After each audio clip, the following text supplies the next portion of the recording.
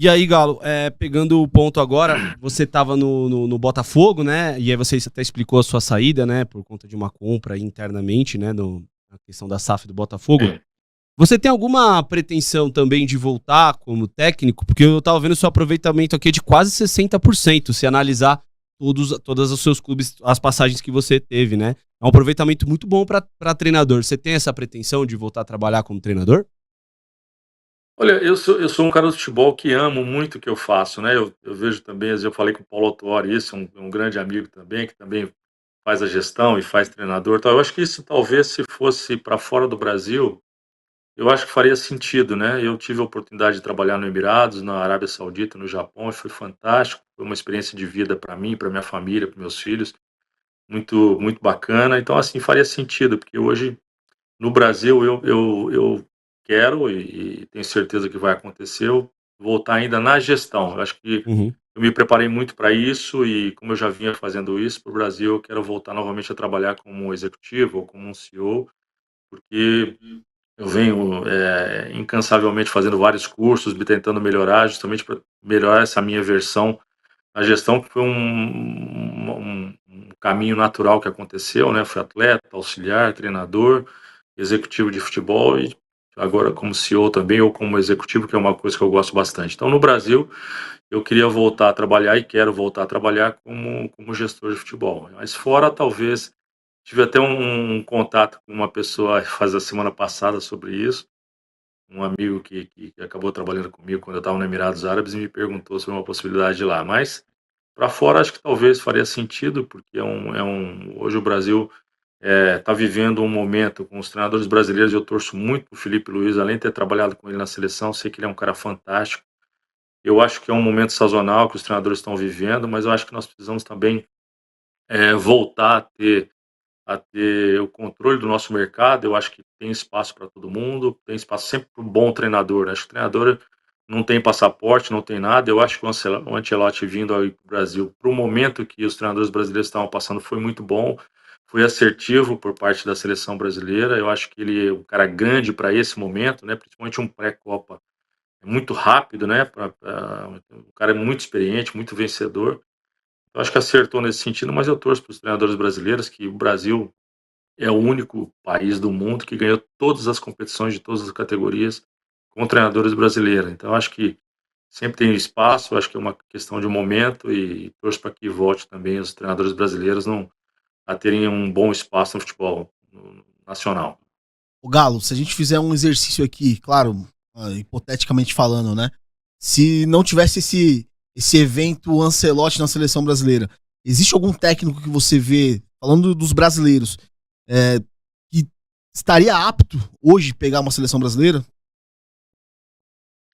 Cara, eu acho que antes dele, eu acho que o Renato era um cara que faria sentido por já ter trabalhado na CBF, já ter jogado na seleção brasileira.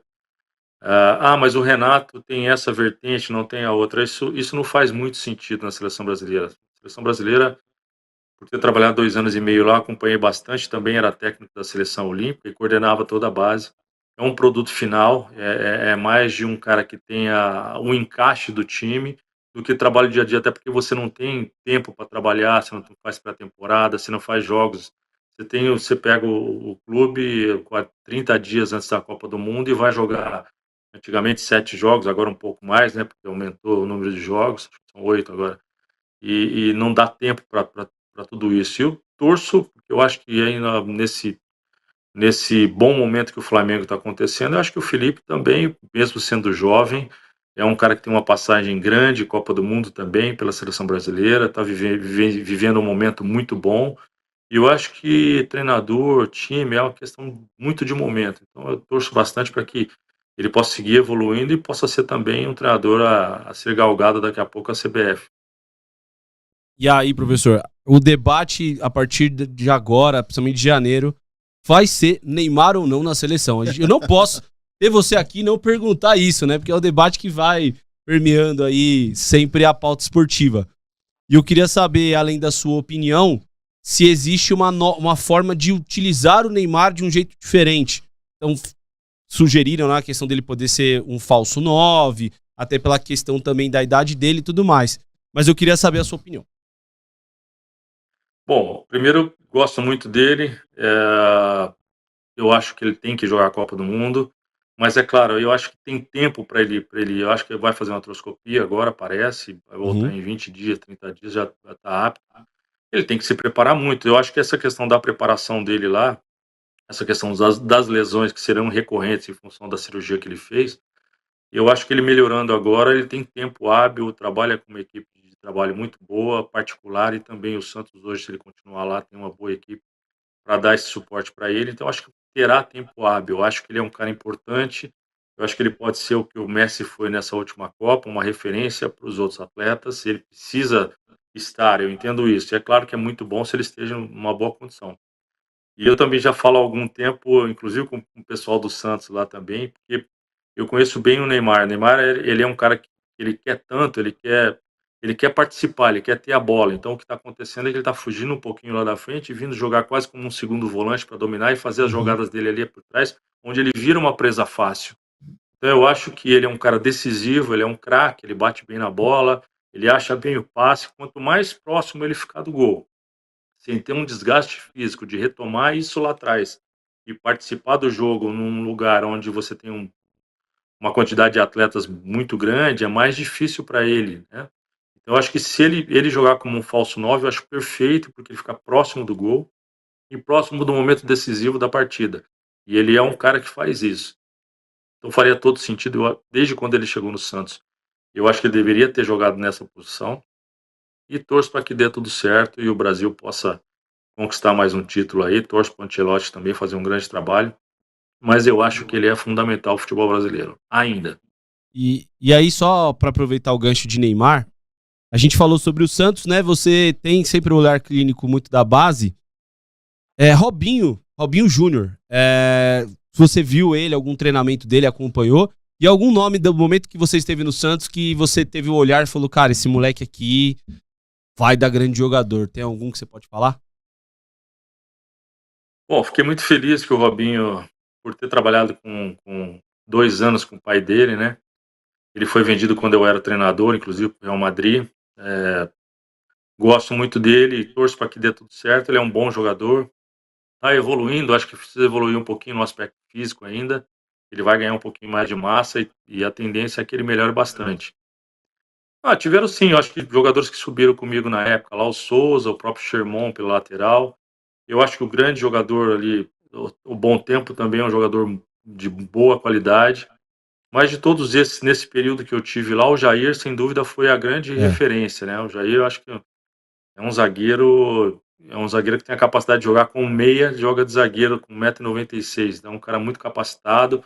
Inclusive, nós vendemos o Joaquim no meio do ano para que desse espaço ao Jair. Quando eu contratei o Gil lá atrás, eu falei assim: você vai formar 2 jogadores aqui para mim. Primeiro o Joaquim e depois ao Jair. E ele falou: deixa comigo. E deu muito certo, né?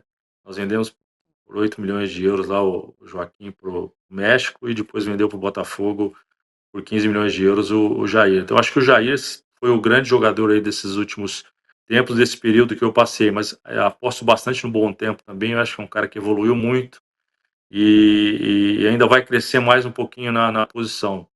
E dos laterais, acho que o Souza é uma referência bacana, muita capacidade técnica ofensiva, tem um bom biotipo, um lateral alto, né?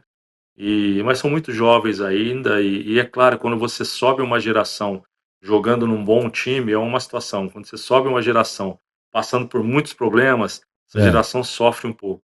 Então você tem que ter um cuidado muito grande, principalmente no aspecto psicológico. Não é só você lançar o atleta, é você lançar o atleta e ter um suporte para que ele não precise jogar todos os jogos. Um suporte para em algum momento esse atleta tão jovem, ele não aguenta pegar domingo Palmeiras, do outro domingo Flamengo, no outro Grêmio, no outro, e sofrer uma pressão tão grande.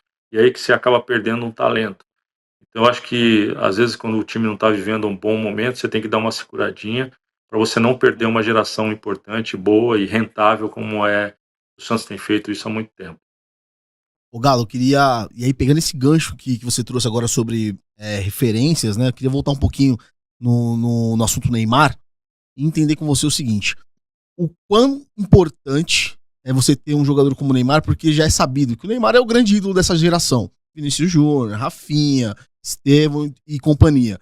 A gente sabe que ele é um jogador muito querido no vestiário também. Quanto a isso, a gente nunca teve nenhum tipo de confronto de sentido contrário, né? De ser um mau exemplo, enfim.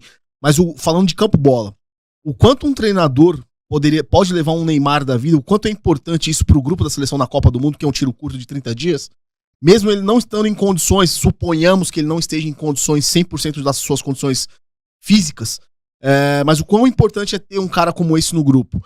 Faz sentido levar um Neymar, se caso for, chegar com 70%, 80%, ou você, levando o Neymar, você tira, de repente, a opção de levar um cara inteiro? O quão importante é ter um cara como esse no elenco? Não, ter ele dentro do elenco é fundamental, é muito importante em todos os sentidos. Porém, ele tem que estar bem. Eu acho que se ele não estiver bem, aí sim é uma situação de talvez não levá-lo. Nós passamos por isso aí em alguns momentos com outros jogadores. O próprio Romário em 2002 acabou não indo por não estava bem. Uhum. Poderia ter levado ele. Então, assim, eu acho que é muito importante, mas ele tem tempo hábil. Essa cirurgia que ele vai fazer agora, ela é muito rápida. Eu volto praticamente com 45 dias, se for artroscopia, né? Nem estou sabendo, estou vendo o que eu vejo nas notícias.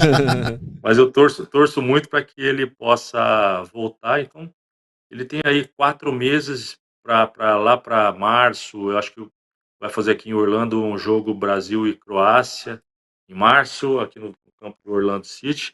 Então ele tem capacidade e tempo de recuperação para focar muito nisso, né? E aí eu acho que tem condição da seleção também dar esse suporte para ele. Acho que ele já tem conversado bastante com a CBF, pelo menos é o que eu vejo nas notícias também.